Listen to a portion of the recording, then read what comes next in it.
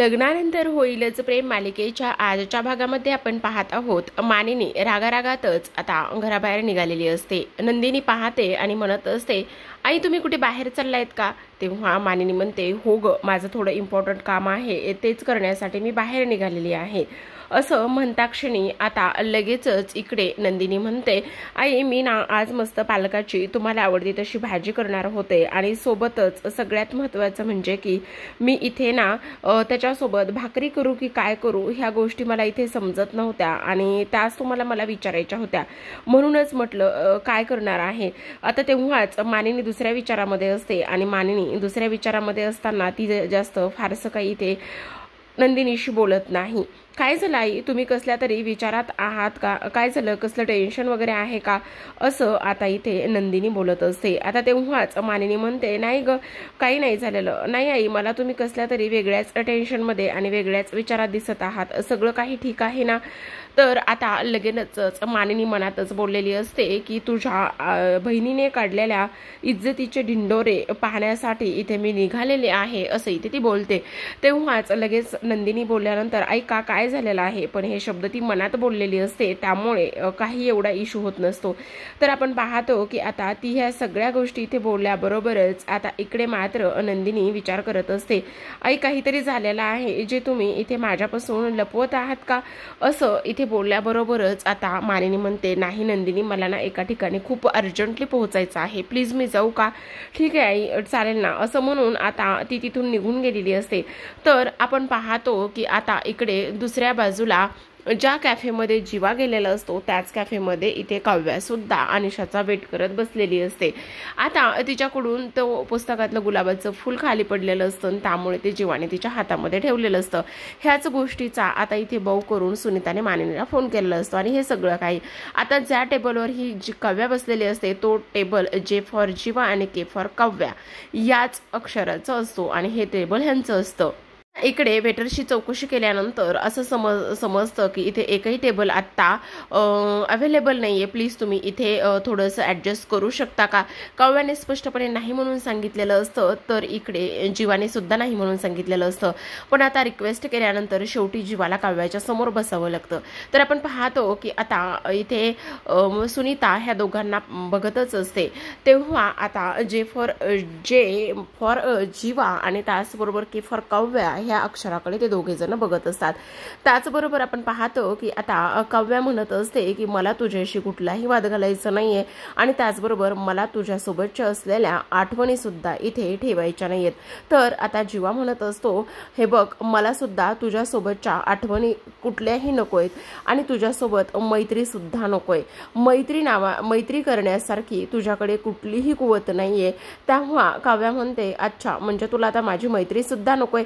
तेव्हा जीवा म्हणतो, तू मैत्री आतापर्यंत कुठली निभावलेली आहेस का? तर मी तुझ्यासोबत मैत्री ठेवावी किंवा मला आता कुठल्याही नात्यामध्ये गुंतून राहायचं नाही, असं जीवा म्हणतो.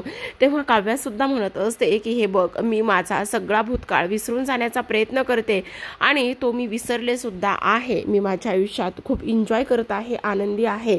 तेव्हा आता जीवा म्हणत असतो, अगदीच बरोबर आहे आणि एक महत्त्वाची गोष्ट म्हणजेच की हे बघ, मला कोणतीही निगेटिव्हिटी देऊ नकोस प्लीज. इथे मी खूप महत्त्वाच्या क्लायंटला भेटायला आलेलो आहे, असं तो इथे सांगत असतो. तर आता काव्या म्हणते, काय क्लायंट?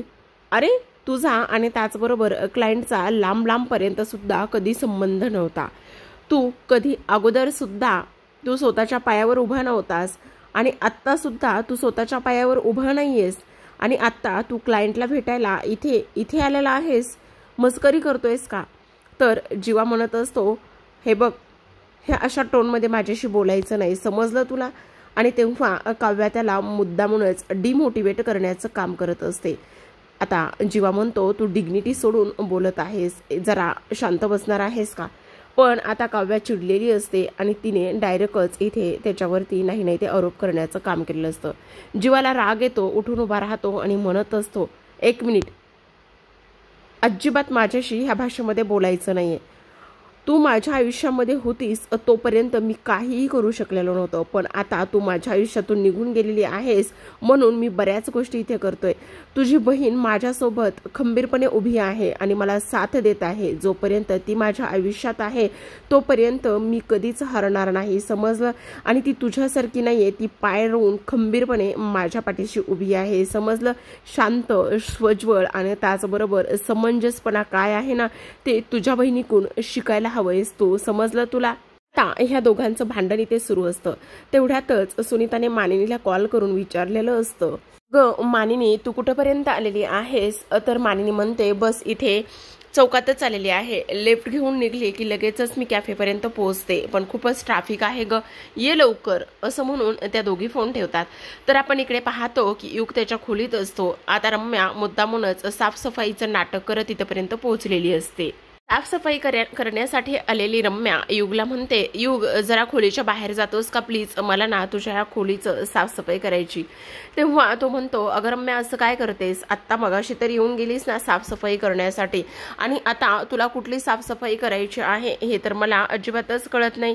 तेव्हा इथे आता ती म्हणत असते, अरे युग असं काय करतोयस तू, त्याचबरोबर हे काय झालंय ना, तू इथे हॉस्टेलवरून असा अचानकच आलायस ना, आणि हॉस्टेलवरून असा अचानकच आल्यामुळे मला ना तुझ्या रूमची नीट साफसफाई केलीच नाही बघ, प्लीज जा ना बाहेर, मामींनी सांगितलंय साफसफाई करायला, जर तू बाहेर नाही गेलायस ना तर मामी आणि खोलीची साफसफाई नाही ना झाली तर मामी माझ्यावर खूप ओरडेल बघ. असं म्हटल्यानंतर शेवटी युग बाहेर जातो. आता युग बाहेर गेल्याबरोबरच रम्या पूर्ण खोलीची इथे झडती घ्यायला सुरुवात करते, कपाट शोधते, त्याचबरोबर इथे तिथे असलेले ड्रावर्स, बेडच्या खाली, उशांच्या खाली, गादीच्या खाली, ह्या सगळ्या खाली ती इथे शोधते आणि सरते शेवटी एक जो टेबल असतो त्या टेबलाच्या खाली जे बॉक्सेस असतात तिथे चेक करते आणि फायनली तिला जे लेटर हवं होतं ते लेटर इथे तिच्या हाती लागलेलं असतं, जे की त्या दिवशी कॉलेजमधून इथे युगकरिता आलं होतं. आणि ते लेटर इथे आता रम्याच्या हाती लागल्यानंतर ती लेटर लगेच त्या इन्व्हलपमधून बाहेर काढते. आता इन्व्हलपमधून लेटर बाहेर काढल्यानंतर ते लेटर ती वाचते. वाचल्याबरोबर तिला खूपच मोठा धक्का बसलेला असतो. पण प्रेक्षकांनो बघा ना किती पेशन्स ठेवलेले आहेत त्यांनी, अजिबात इथे दाखवलेलं नाहीये त्या लेटरमध्ये काय आहे ते. तर आता इकडे काव्या आणि जीवाचं भांडण झालेलं असतं आणि दोघांचं भांडण झाल्यामुळे लगेचच जीवा त्याच्या त्या येणाऱ्या क्लायंटला फोन करतो जो की पार्थचा असतो. फोन केल्याबरोबर लगेचच आता जीवा म्हणत असतो, तुम्ही पोहोचताय का कॅफेमध्ये? तिकडून आवाज येतो, नाही मला थोडासा वेळ लागणार आहे, मी आणखी दुसऱ्याच एरियात आहे. बरं ठीक आहे, तुम्ही एक काम करा, तिथल्याच एखाद्या एरियामध्ये थांबा, इथला हा कॅफे खूपच जुना झालेला आहे आणि ह्या कॅफेमध्ये काहीही इंटरेस्ट नाहीये, आजूबाजूच्या वाईब सुद्धा खूपच जास्त निगेटिव्हिटी देणाऱ्या आहेत, त्यामुळे तुम्ही तिथेच थांबा, मी तुम्हाला तिथे येऊन भेटतो प्लीज. असं म्हटल्यानंतर आता लगेचच काव्याला राग आलेला असतो. काव्या त्याच्याकडे रागानेच पाहत असते. तर तुम्ही तिथेच थांबा, मी जस्ट आलोच, एक 10-15 मिनिटात मी पोहोचतो, तोपर्यंत तुम्ही सुद्धा तिथे पोहोचाल, असं म्हणून फोन ठेवतो आणि लगेचच त्याची फाईल आणि सामान घेऊन तो तिथून निघून गेलेला असतो. तेव्हा इकडे आता तो तर निघून जातो. आता काव्याचा मूड पूर्ण ऑफ झालेला असतो, कारण या पद्धतीने जीवा तिच्याशी वागेल असं त्याला कधीच वाटलं नसतं. आता जीवा तर इथून निघून गेलेला असतो. सुनीताला जे इथे दृश्य मानिनीला दाखवायचं असतं ते आता अर्धवटच राहिलेलं असतं, कारण जीवा निघून गेलेला असतो. खरं तर असं आहे की सुनीताने आता मानिनीचा दुसरा मुलगा पाहायलाच नसतो.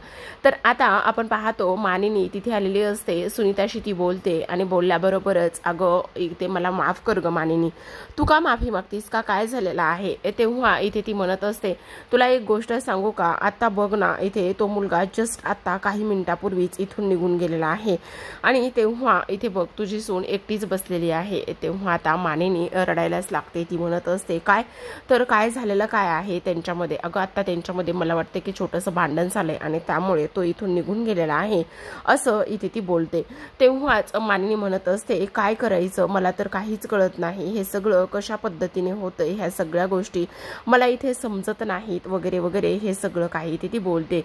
तेव्हा हे सगळं काही बोलत असताना मानिनी, हे बघ आता तुला एक गोष्ट सांगू का, ती बघ तिथेच तुझी सून बसलेली आहे, आता ती सराईतपणे खोटं बोलेल बघ.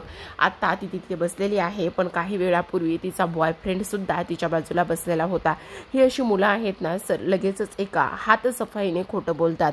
मी तुला 100% खात्रीने सांगते की आता जर तू तिला काही विचारायला गेलीस ना तर ती तुझ्याशी स्पष्टपणे खोटं बोलेल. आता इकडे तू तिचे चांगलेच कान पकड वगैरे वगैरे ह्या सगळ्या गोष्टी आता इथे ती तिला सांगत असते।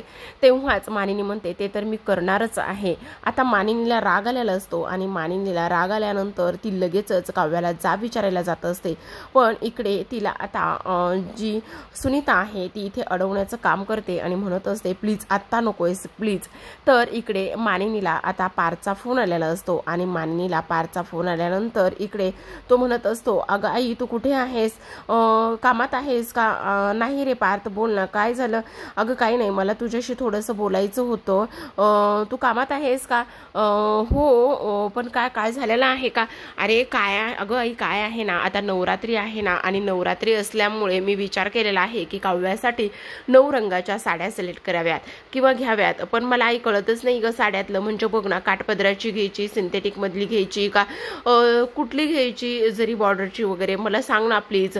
तेव्हा आता मानिनी म्हणते की अरे पार्थ मी ना आता थोडीशी कामात आहे बाळा, मग मी तुला थोड्या वेळाने कॉल वगैरे केला तर चालेल का?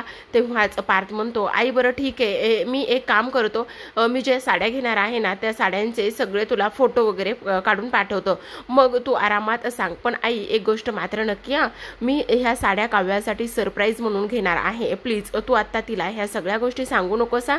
तेव्हा मानिनी म्हणते नाही सांगणार पार्थ, आणि तेव्हा ठेवू मी फोन बाळा असं म्हणून मानिनी फोन ठेवते आणि रडायला लागलेली असते। त्यावर सुनीता तिला समजावते, म्हणते मानिनी प्लीज रडू नकोस ना, जरा शांत हो ना, का रडतेस तू? इथे बस, ये प्लीज ये ना, हे बघ शांत हो। तेव्हाच आता इकडे मानिनी म्हणते माझा पार्थ ग, काय माझ्या पार्थने ह्या मुलीचं वाईट केलेलं आहे? किती तो स्वच्छ शांत निरागस मूल आहे माझं, आणि ही मुलगी अशा पद्धतीने त्याला इथे धोका देत आहे, ही गोष्ट मला अजिबात सहन होत नाही असं मानिनी म्हणते। आता तेव्हाच रडायला लागलेली असते। तर इकडे सुनीता तिला म्हणत असते प्लीज प्लीज जरा तू शांत बसणार आहेस का? हे बघ प्लीज अशा ह्या सगळ्या गोष्टींचा इथे तू विचार करू नकोस, आणि तिला तर जाब विचार, तिचे कान पकड। आणि तेव्हा इथे ती म्हणत असते पण ही मुलगी माझ्या मुलाला का फसवत आहे, का माझ्या मुलाला धोका देत आहे? हिने स्पष्टपणे मला सांगितलं की माझं आणि त्याचबरोबर इथे त्या मुलाचं काहीही नाहीये म्हणून, आणि तरी सुद्धा ती असं बाहेर येऊन त्याला भेटते, हे मला सहन होत नाही असं म्हणून आता मानिनी रडायलाच लागलेली असते। तर आता सुनीता तिला म्हणत असते हे बघ प्लीज तू शांत बस, आत्ता जरी तू तिला जाऊन विचारलंस ना तर ती तुझ्याशी सरळ सरळ खोटं बोलेल। ती म्हणेल की नाही मी माझ्या मैत्रिणीला भेटायला आले होते, ती आली नाही, आणि त्याचबरोबर आता उशीर झालाय वगैरे वगैरे ह्या सगळ्या गोष्टी ती इथे बोलेल। पण इकडे मानिनी म्हणत असते पण मला एक गोष्ट सांग ना, माझ्या मुलाने, माझ्या पार्थने हिचं इथे काय वाईट केलेलं आहे ग, की ही मुलगी इथे एवढं माझ्या पार्थला फसवण्याचं काम करत आहे? एक सासू म्हणून मी शांत बसणारच नाहीये, आणि त्याचबरोबर तिला ह्या सगळ्या गोष्टींची उत्तरं आणि ह्या सगळ्या गोष्टींचा जाब मी विचारणारच आहे, आणि सगळ्या प्रश्नांची उत्तरं सुद्धा इथे तिला द्यावीच लागणार आहेत असं मानिनीने आता स्पष्टपणे सांगितलेलं असतं। तर आता इकडे मानिनी रडत असतानाच आता लगेचच तिला ती समजावण्याचं काम करत असते। ती म्हणत असते हे बघ मानिनी प्लीज आपण सोशल याच्यामध्ये आहोत, एक पब्लिक प्लेसमध्ये आहोत, आणि त्यामुळे मला असं वाटतंय की प्लीज तू आत्ता रडू नयेस, आणि त्याचबरोबर घरी गेल्यानंतर तिला ह्या सगळ्या गोष्टींचा जाब विचार, प्लीज मानिनी शांत बस असं म्हटल्यानंतर मानिनी शांत बसत नसते। ती म्हणत असते नाही मी तिला आत्ताच जाब विचारणार आहे, ती माझ्या पार्थसोबत असं का वागलेली आहे, ह्या गोष्टी ह्या प्रश्नांची उत्तरं तर तिला मला आता द्यावीच लागणार आहेत असं सुद्धा आता इथे ती बोलते। आता ह्या सगळ्या गोष्टी इथे बोलल्यानंतर पुन्हा सुनीता तिला समजावते, शांत बसवण्याचं काम करते, आणि म्हणत असते प्लीज आता हे सगळं सोडून दे, आता हे सगळ्या गोष्टी तू इथे करू नकोस, प्लीज जरा शांत बसणार आहेस ना। इकडे आपण पाहतो की आता अनिशा आलेली नसते, आणि त्यामुळेच आता काव्या तिथून जायला निघत असते। आता लगेचच तिची नजर मानिनी आणि सुनीतावर पडते। अरे मानिनी काकू इथे असं म्हटल्यानंतर ती धावतच मानिनी समोर येते, आणि धावतच मानिनी समोर आल्यानंतर ती पाहते की जी मानिनी आहे ती इथे रडत असते, आणि तेव्हा काव्या तिच्या समोर येते आणि म्हणत असते अरे मानिनी काकू तुम्ही इथे कशा, आणि असं अचानकच, आणि त्याचबरोबर तुम्ही दोघी मैत्रिणी आहात का? आता असं बोलल्यानंतर लगेचच मानिनी म्हणत असते ही सुनीता आहे, आणि तुला माहिती ना? हो का, हो मला ह्या माहिती आहेत, पण छान आहे, तुम्ही मस्त भेटला, इथे एन्जॉय करताय का? तेव्हा ती म्हणते आम्ही एन्जॉय वगैरे नाही करत आहे, पण तू इथे काय झालं ना, तुला कॉलेजला जायचं होतं ना ग, मग तू इथे कशी? अहो तेच ना, अनिशा इथे येऊन भेटणार होती, मग आम्ही सोबतच कॉलेजला जाणार होतो, बघा ना किती उशीर झालेला आहे, अजून सुद्धा अनिशा आली नाहीये असं काव्या इथे बोलते। तेव्हा अगं ही सुनीता आहे आणि हे कॅफे तिचंच आहे। हो का, असं म्हटल्यानंतर अच्छा अच्छा चांगली गोष्ट आहे काकू मस्त. तेव्हा इथे बघा ना आणखी सुद्धा अनिशा आली नाहीये. अरे मी फोन करते तिला हवं तर. माझा फोन असं म्हणून बहुतेक माझा फोन ना आतमध्येच विसरला असं इथे ती बोलते. त्याचबरोबर आपण पाहतो की आता लगेचच इकडे जी सुनीता आहे ती म्हणत असते बघितलंस कशा पद्धतीने सरळ सरळ खोटं बोललेले आहे. तुला म्हटलं ना ह्या मुली आता सरळ सरळ खोटं बोलतात. आता बघ खोटं तर बोललेले आहे लगेचच आता बाहेर येईल आणि लगेच बाहेर आल्यानंतर ती एक गोष्ट इथे बोलेल आणि ती म्हणजेच की ती लगेचच म्हणेल की काय झालंय ना आता तिचा फोनच लागत नाहीये आणि त्याचबरोबर ती आता येत नाहीये ती डायरेक्टच कॉलेजला येणार आहे असं इथे ती सरळ सरळ सांगेल बघ. आणि सेम त्याच पद्धतीने इथे होतं. काव्या जेव्हा बाहेर येते आणि काव्या बाहेर आल्याबरोबरच लगेच ह्या लोकांना सांगत असते की सॉरी काकू काय झालेलं आहे ना अनिशा तिकडे कॉलेजमध्येच येत आहे आणि ती मला तिकडेच येऊन भेटणार आहे. अगदी तसंच इथे सेम पद्धतीने झालेलं असतं आणि ह्या सगळ्या गोष्टी सेम पद्धतीने झाल्यामुळे आपण पाहतो की आता काव्या जी आहे ती तिथून निघून जाण्याचा प्रयत्न करते. तर इकडे दुसऱ्या बाजूला युग हा डायनिंग टेबलवर बसून पाणी पित असतो. घाम दरदरून फुटलेला असतो आणि घाम फुटल्यानंतरच इथे आता नंदिनी तिथे येते आणि त्याला ठसका लागलेला असतो. तेव्हा नंदिनी म्हणते अरे युग काय झालेलं आहे जरा शांत काय काय करतोयस काय तू आणि त्याचबरोबर इकडे अशा पद्धतीने तू पाणी पित आहेस की तुला त्रास होईल जरा शांत ना. आणि तेव्हा युग म्हणत असतो हो हो ठीक आहे मी ठीक आहे ओके आहे मी असं इथे सावरासावरी करूनच त्या प्रश्नांची उत्तर देण्याचा तो प्रयत्न करत असतो. आता पाणी पित असतानाच त्याला आठवतं की तो नंदिनी सोबत कशा पद्धतीने इथे वागला होता कशा पद्धतीने इथे नंदिनी सोबत त्याने खूप चुकीचं वागला होता तरी सुद्धा आता नंदिनी मात्र इथे त्याच्याशी व्यवस्थित वागण्याचं काम करत आहे. ह्या सगळ्या गोष्टी इथे त्याला दिसून आलेल्या असतात. आपण पाहतो की आता लगेचच जो युग आहे तो उठून उभा राहतो आणि उठून उभा राहिल्यानंतर इथे तो नंदिनीला स्वारी म्हणत असतो. स्वारी नंदिनी. तेव्हा नंदिनी म्हणते काय झालेलं आहे तू मला स्वारी का म्हणतोयस युग. त्यावर तो म्हणतो अगं खरंच स्वारी मी त्या दिवशी तुझ्यावर ओरडायला नको होतं मी त्या दिवशी तुझ्यासोबत खूपच चुकीचा वागलो त्या सगळ्या गोष्टीकरिता खरंच स्वारी अगदी मनापासून स्वारी असं इथे तो बोलतो. तेव्हा नंदिनी म्हणते अरे युग वेडायस का आणि रडतोयस कशाला शांत बस बरं ये इथे खाली बस बरं एवढं वाईट वाटून घेण्याची काहीच गरज नाहीये प्लीज जरा तू शांत बसणार आहेस का. आता असं बोलल्याबरोबरच आता युग नंदिनीकडे पाहतो आणि रडायला लागलेला असतो. तेव्हा नंदिनी म्हणत असते हे बघ शांत हो आणि प्लीज एवढं अस्वस्थ वाटू नकोस आणि काही झालेलं आहे का. हे बघ तुझ्या मनामध्ये काहीतरी नक्कीच शिजत आहे किंवा तुझ्या मनामध्ये काहीतरी गोष्टी नक्कीच आहेत त्या तू मला सांगत नाहीयेस. हे बघ जर तुला त्या तुझ्या मनात असलेल्या गोष्टी मला सांगायच्या नसतील तर नको सांगू पण मी तुला बऱ्याचदा पाहिलेलं आहे. काल आनंददादाने झोपेच्या गोळ्या घेतल्या तेव्हा ती गोष्ट आपल्याला समजता क्षणी इथे लगेच तू रडायला लागलेला आहेस. आता सुद्धा तू रडायला लागलेला आहेस. हे बघ प्रत्येक गोष्टीवर इथे छोट्या मोठ्या गोष्टीवर इमोशनल होऊन नाही चालत युग आणि त्याचबरोबर खंबीर राहायला हवं आणि त्याचबरोबर इथे सगळं काही आपल्या मनासारखंच नसतं होत ना. तेव्हा युग म्हणत असतो आपल्या मनासारखं किंवा आपल्याला कोणी फसवलेलं असेल तरी सुद्धा आपण खंबीरच राहायला हवंय का. तेव्हाच नंदिनी म्हणत असते हे बघ जे ते ज्या त्या गोष्टी त्याच्यावरती डिपेंड असतात म्हणजे हे बघ तो तुझा चांगुलपणा आहे तुला कसं जगायचंय आणि कशा पद्धतीने समोरच्याला माफ करायचे शिक्षा द्यायची हे आपल्या स्वभावावरती अवलंबून असतं आणि त्यामुळे तुला जर मला माझ्याशी नसेल बोलावंसं वाटत माझ्याशी नसेल तुला दुःख शेअर करावंसं वाटत तर तुझ्या वयापेक्षा मोठे तुझे 2 भाऊ मित्रासारखे तुझ्यासोबत कायम पाठीशी आहेत ना आणि त्यामुळे तू त्यांच्याशी शेअर करू शकतोस त्यामुळे तू त्यांच्याशी ह्या सगळ्या गोष्टी इथे बोलू शकतोस ना. मग एवढं वाईट वाटून घेण्याची काय गरज आहे. आता हे बघ जर तुला मला सांगावंसं वाटत नसेल तर तू तुझ्या 2 भावांना पण सांगू शकतोस ना. तेव्हाच युग म्हणत असतो हो ते अगदीच तू बरोबर बोलत आहेस पण 2 भावांनाच नाही तर मी माझ्या बहिणीला सुद्धा सगळं काही सांगू शकतो सगळं काही शेअर करू शकतो ना. तेव्हाच आता नंदिनीला धक्का बसतो. तेव्हा नंदिनीच्या मनामध्ये जे विचार सुरू असतात त्या विचाराला बरोबर दिशा मिळालेली आहे आणि युगच्या मनामध्ये काहीतरी आहे किंवा तो कसला तरी टेन्शन कसला तरी लोड घेत आहे ह्या गोष्टी नंदिनीला समजतात आणि नंदिनीने बरोबर इथे खडा टाकलेला असतो. नंदिनी म्हणते हो मला सांगण्यासारखं सुद्धा काही असेल तर तू माझ्यासोबत शेअर करू शकतोस आणि त्याचबरोबर आपण दोघे मिळून त्या सगळ्या गोष्टीमध्ये त्या सगळ्या गोष्टीवरती इथे उपाय शोधू शकतो असं युगला नंदिनी बोलते. तेव्हाच युग म्हणत असतो अगं नंदिनी बहिणी खूपच मोठा प्रॉब्लेम झालेला आहे तेव्हा नंदिनी म्हणते काय कसला प्रॉब्लेम झालेला आहे असं विचारल्याबरोबरच युग आता सगळ्या गोष्टी अगदीच पोपटासारख्या बोलत असतो आणि सगळं त्याच्या भूतकाळामध्ये जे जे काही झालेलं आहे त्या सगळ्या गोष्टी इथे तो आता सांगण्याचा प्रयत्न करत असतो। आणि तेव्हा इथे ह्या सगळ्या गोष्टी ऐकल्यानंतर मात्र आता नंदिनीला खूपच मोठा धक्का इथे बसलेला असतो। तर प्रेक्षकांनो, आजच्या भागामध्ये एवढंच। उद्याचा भाग पाहायचा असेल तर नक्की चॅनलला सबस्क्राईब करा।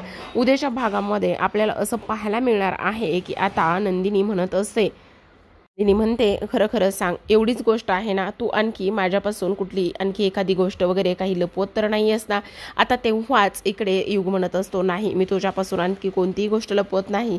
तर इकडे आपण पाहतो की आता लगेचच वसू रम्याला म्हणत असते ही गोष्ट तो कधीच कोणाला सांगणार नाही आणि आपण ह्याच गोष्टीचा चांगलाच फायदा करून घ्यायचा। इथे रम्या समजतंय तुला, आता युगने जे नंदिनीला सांगितलंय ते अर्धवट सत्य आहे, पण आपण आता ते अर्धवट सत्य नंदिनीला समजलंय असं इथे सांगायचं आणि नंदिनीवर डाव टाकायचा। नंदिनीला ह्या सगळ्या गोष्टींमध्ये आपण बरोबर अडकवायचं असं आता इथे ती बोलत असते। आणि तेव्हाच इकडे आपण दुसऱ्या बाजूला पाहतो सुनीता आणि तेव्हा मानिनी ज्या आहेत त्या दोघी जणी जे आणि के या टेबलच्या जवळ येतात आणि के फॉर काव्या आणि जे फॉर जीवा असं म्हटल्यानंतर आता इथे मानिनी म्हणत असते के फॉर काव्या पण जे फॉर, आणि तेव्हा सुनीता म्हणत असते अगं ह्या सगळ्या गोष्टी तू तुझ्या घरी जाऊन तुझ्या सुनेलाच हे सगळं काही तू इथे विचार ना। असं म्हटल्याबरोबर आता आपल्याला इकडे हे पाहायला मिळणार असतं की आता जे फॉर कोण आहे। आणि तेव्हाच मानिनीच्या मनामध्ये जे प्रश्न निर्माण झालेले असतात त्या प्रश्नांचं उत्तर सुनीताने सांगितलेलं असतं की ते तुझ्या सुनेला तू घरी जाऊनच विचार म्हणून। पण प्रेक्षकांनो, आता जे आणि के ह्या गोष्टी इथे आता येतील का समोर, आणि तेव्हाच काव्या जे फार कोण आहे हे व्यवस्थित स्पष्टपणे सांगेल का। त्याचबरोबर इथे जे फार दुसरा तिसरा कोणी नसून तुमचा मुलगा जन्मेजा देशमुख आहे ही गोष्ट काव्या किती दिवस मानिनीपासून लपून ठेवणार आहे हे सुद्धा आपल्याला पाहायला मिळणार आहे। तर अशाच नवनवीन मालिकांचे अपडेट आणि त्याचसोबत रिव्ह्यू जाणून घ्यायचे असतील, पाहायचे असतील तर नक्की आपल्या डेली टेस्ट या यूट्यूब चॅनलला सबस्क्राईब करा। भेटूयात पुन्हा एका अशाच नवीन रिव्ह्यू सोबत, तोपर्यंत धन्यवाद।